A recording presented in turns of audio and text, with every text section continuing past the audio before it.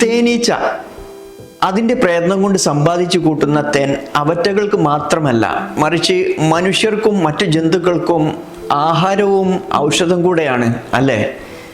എന്നാൽ ഒരു പിശുക്കനാവട്ടെ, അവൻ്റെ പ്രയത്നം കൊണ്ട് അവൻ സമ്പാദിച്ചു കൂട്ടുന്ന സമ്പാദ്യം അവനോ മറ്റുള്ളവർക്കോ ഉപകാരപ്പെടാതെ അവസാനം അന്യരുടെ കൈകളിൽ എത്തിപ്പെടാറാണ് പതിവ്, അല്ലേ? ജീവിതത്തിൽ നാം ഒരു കാര്യം മനസ്സിലാക്കുക, സമ്പാദ്യമാവട്ടെ അറിവാവട്ടെ അത് മറ്റുള്ളവരുമായി പങ്കുവെക്കുമ്പോഴാകുന്നു അതിനൊരു മൂല്യം ഉണ്ടായിത്തീരുന്നത്. അതുകൊണ്ട് ജീവിതത്തിൽ അനാവശ്യമായിട്ടുള്ള പിശുക്ക് ഉണ്ടാവാതിരിക്കാൻ നാം ബോധപൂർവം ശ്രദ്ധിക്കുക. മറിച്ച് ഉള്ളത് കൊണ്ട് ജീവിക്കുകയും മറ്റുള്ളവർക്ക് നൽകുകയും കൂടെ ചെയ്യുക.